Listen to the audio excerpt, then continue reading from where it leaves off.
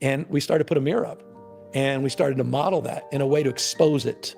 And what was amazing is we didn't expose Trump in that respect. We exposed his universe. The folks at Fox were like, this is very up in arms, unbecoming of the governor. If I were his wife, I'd wash his mouth with soap, Governor Newsom. And I'm like, literally, that's parroting precisely what your president has been doing for the last 10 years. And you've been celebrating. You've never called him out once. And it really started to break through, man. People started paying attention, and now we're not fucking around. You come at us, let's go. And let's go. Yeah. And I'm telling you, at the core of the problem with the Democratic Party, I submit, this is my humble, I mean, we can get into its inflation, its interest rate. Bro, he's cooking crazy right now. You gotta give credit to Gavin Newsom. I'm beyond. It's incumbency. It's the view with Kamala. It might be Israel, whatever. No, weakness. Welcome back, ladies and gentlemen. Gavin Newsom with Matt Barnes and Steven Jackson is getting embedded into the culture. I'm curious to see how this conversation will go. So let's react to it and talk about it. I'm live streaming this. So as you can tell, I'm endowed in the variety of things that I'm interested in. You could see on my stream screen. I got Kobe Bryant. I got Eli Manning, Aaron Yeager, Martin Luther King, Io Sky from WWE, Juice WRLD, Rosa Parks. No, Harriet Tubman. I said Rosa Parks. I'm crazy. All right, let's dive into it. It's been a minute, bro.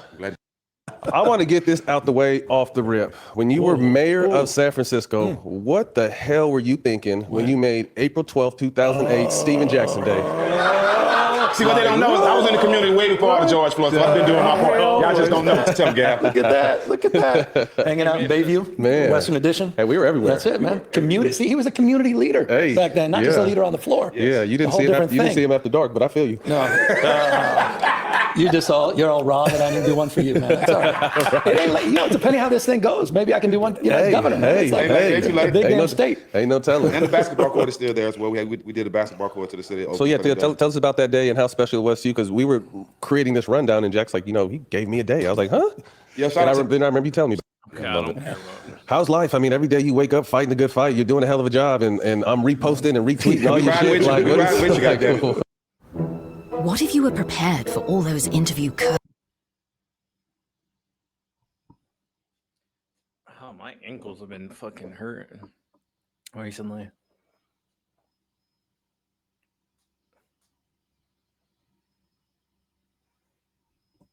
I can't take what's going on. I mean, no bullshit. I can't take it. Every single day, every single hour. And it's not even about Dems versus Republicans, it's about this country and what we stand for, man. They're literally putting America in reverse. I mean, quite literally, to a pre-1960s world. You got the Supreme Court talking about getting rid of the Voting Rights Act. And that's very real. Yeah. That may likely happen in just a matter of months. I mean, they're rewriting history, censoring historical facts. It's an unbelievable moment. All this anti-woke stuff is just anti-black. Period, full stop.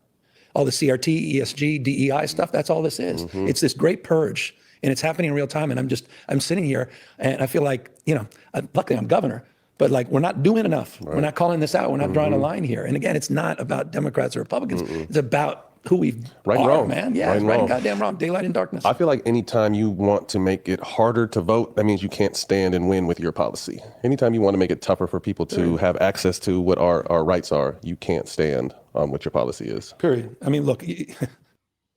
I 100% agree to that, by the way.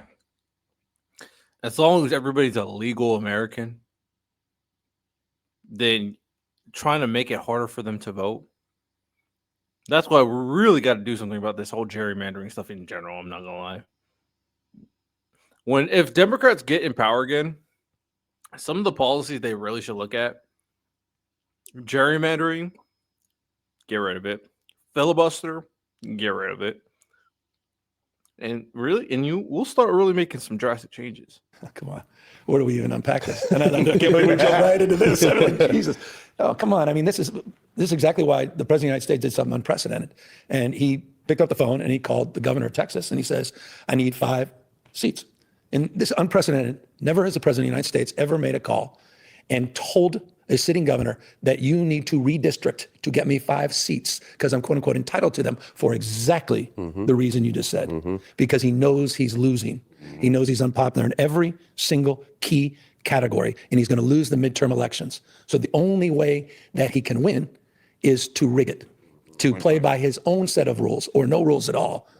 And that's precisely what he did successfully. They got 5 seats out of that. And we had a decision to make. We can hold a candlelight vigil. We can talk about the way the world should be. I can write an op-ed and express concern about our country, or we can step up. And so we're deciding, we got this proposition, Prop 50, but also you've seen it with my social media.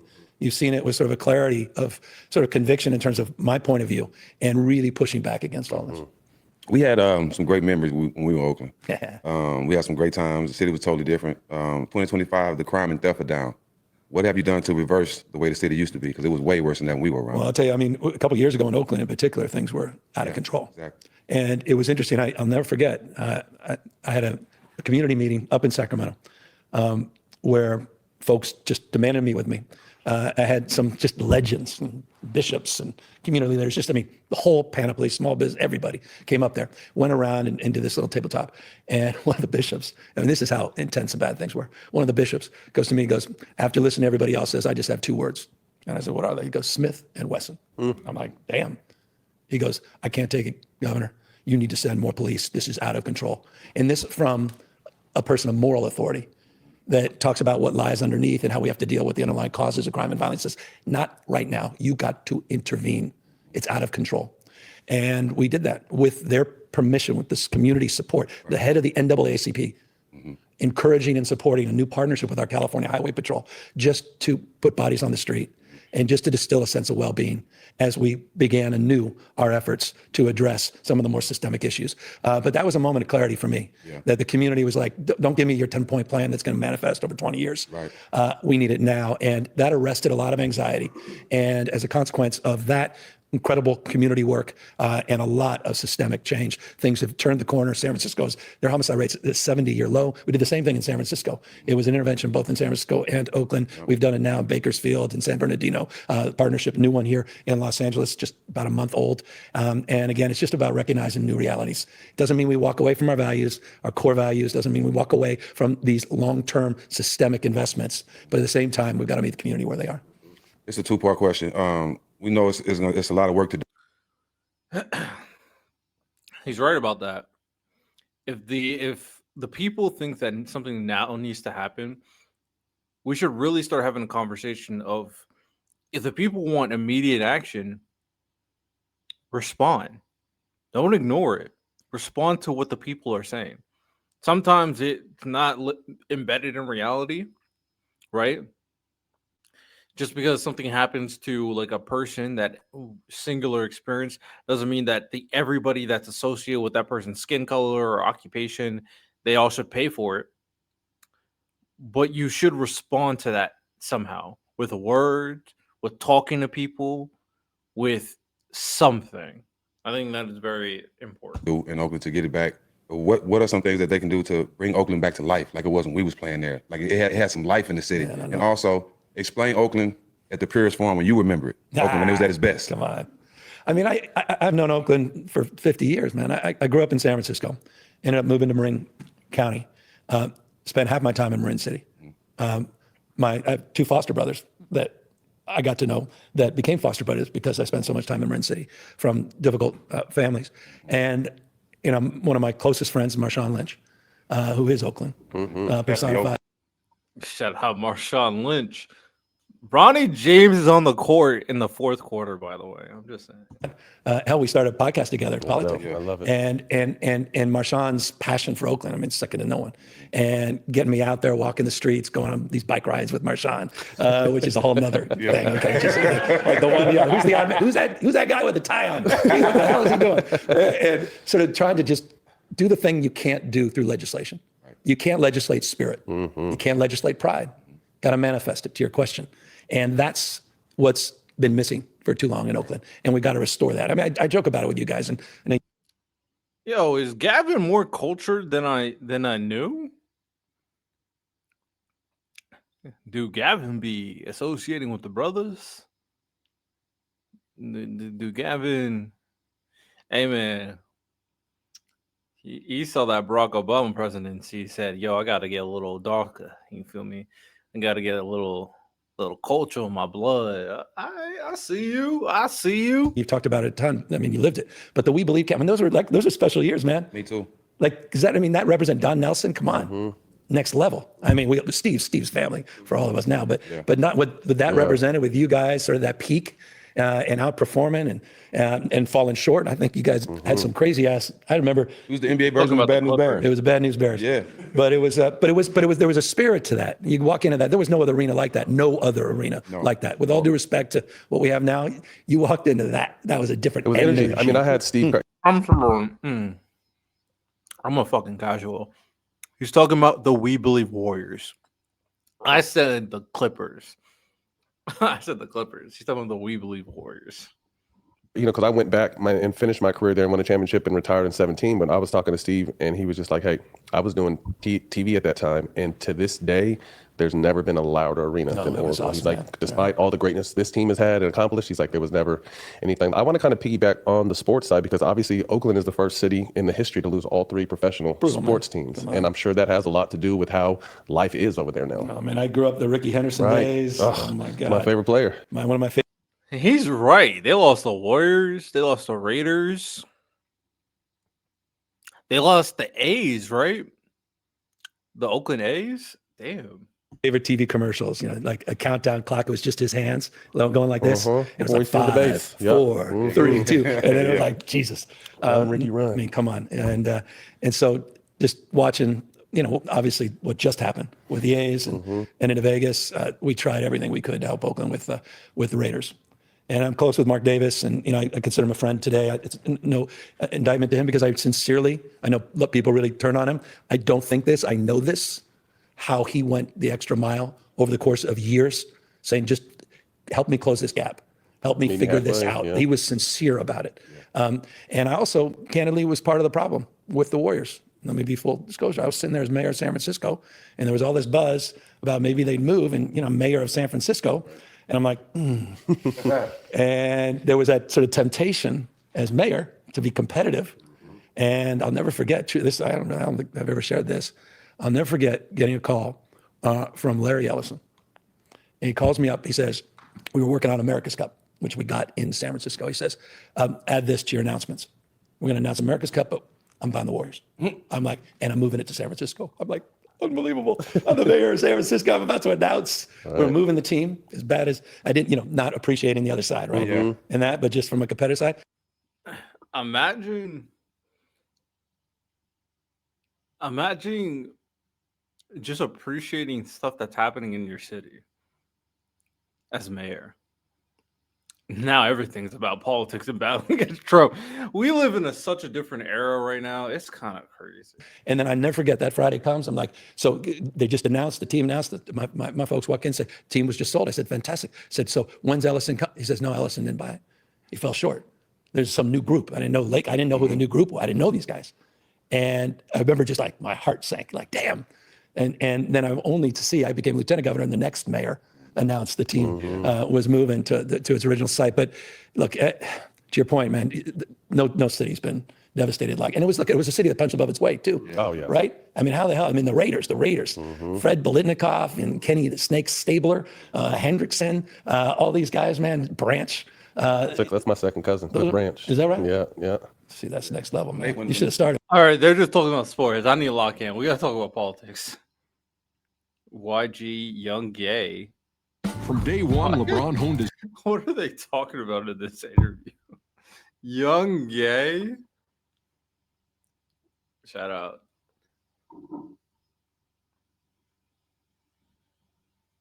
All right. NIL Fair Play Act, Youth Sports Concerns, Willie Brown, social media trends. All right, let's listen to this point.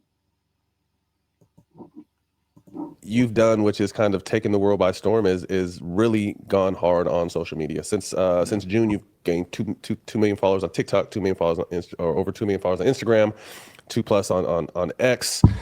Why did you feel it was so important to kind of start tapping in? Because I think this last election is when people kind of started thinking outside the box and understanding the power of social media, but then also situations like this. I mean, high paid media, there's the Foxes and the CNNs and all that other shit. But people started realizing the importance of sitting down and connecting to the communities that these shows hold, but then also the power of social media. And we got our ass kicked in the last election. We did. Just, you can't sugarcoat it. We did. Yep. Yeah, period. Full stop. And we missed some tread lines that are headlines now. We weren't talking to young men who are more disengaged and dissatisfied as a cohort, multi-ethnic. It's not just young white men. Young folks, 30 and younger, they're doing worse than their parents, first generation in history. They claim they can't afford housing, can't barely afford utilities or rent, and just don't see them a future that's particularly bright. And Republicans started to connect to that in a deep and meaningful way. Democrats neglected that.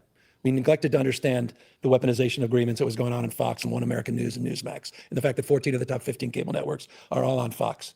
We missed this sort of what's happening with you guys and where you guys are starting to organize and having authentic two-way conversations. And that's such an interesting point when you think about it. Is like Fox really just started dominating. Fox started dominating. Social media, political influencers started dominating, with like Tucker Carlson, Alex Jones, Charlie Kirk, Daily Wire.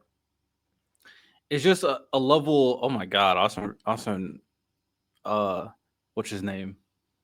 Austin Rivers? Austin Reeves. Why was I thinking Austin Rivers? They just started dominating the media landscape.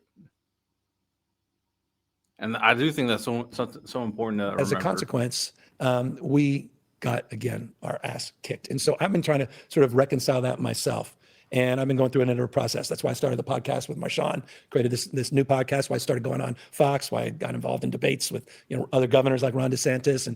And that's why, to your question on the social media side, that I've radically changed my approach to communicating in that respect. But I'll tell you, nothing created more clarity than what happened here in LA. When Donald Trump federalized 4,000 National Guard, where he sent the United States military, not overseas. He never sent the military overseas in his first term. He still hasn't done it in his second. He sent them to the second largest city in the United States of America, 700 active duty Marines to your city here in LA. And it just required a different level of communication and clarity. And so once a mind is stretched, never goes back to its original form.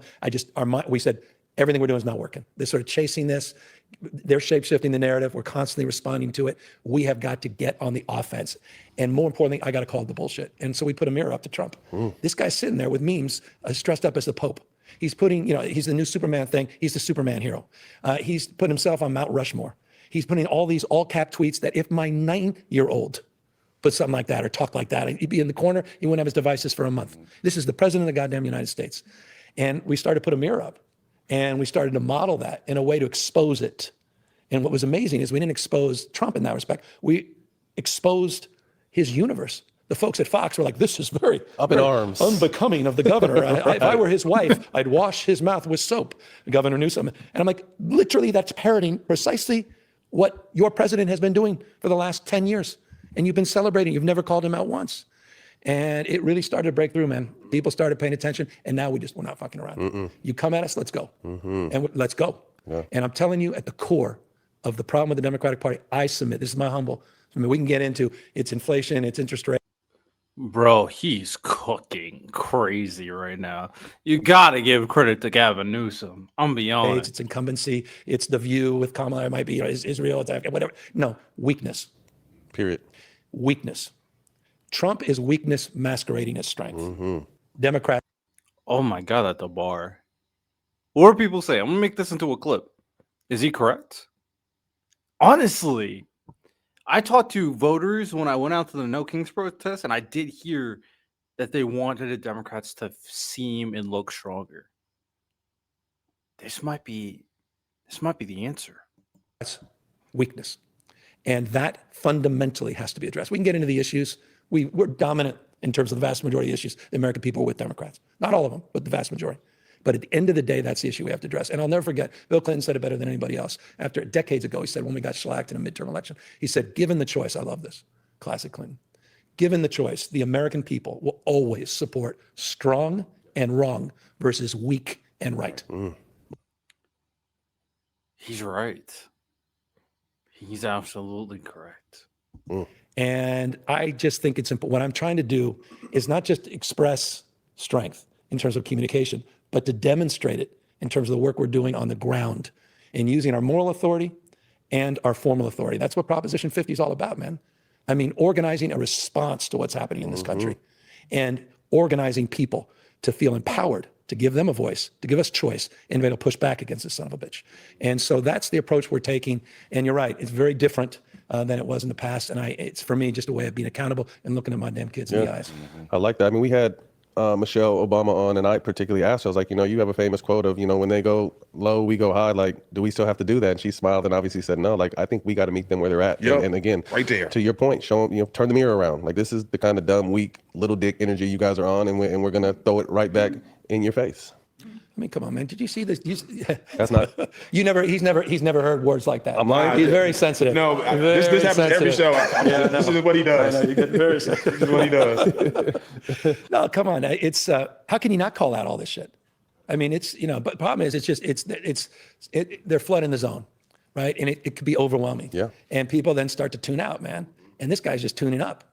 And so we got to stay tuned in to extend this. And we've got to show up. And you can't give in, man. You can lose this country. No bullshit. It's not the rule of law anymore. It's the rule of Don. Right. He doesn't give a shit about the law. Right. I mean, he's already taken, Congress doesn't exist. They're completely supine. They're on their back.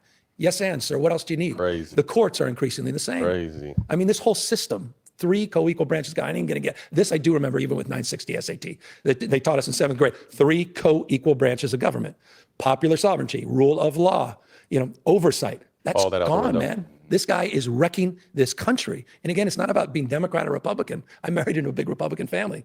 A deep respect and love for people I disagree with. On our podcast, I've had Charlie Kirk on, had Steve Bannon on, I had guys that were running my recall campaigns, literally the people like Newt Gingrich that were literally leading the effort to get me recalled as governor. I want to reach out to folks I disagree with, man. Understandable. But at the same I do too. If you disagree with me, let me know in the comments. Email me, thetrendgoldenfaith@gmail.com, so you can hop onto the open panel podcast episodes. I want to have conversation with people I disagree with.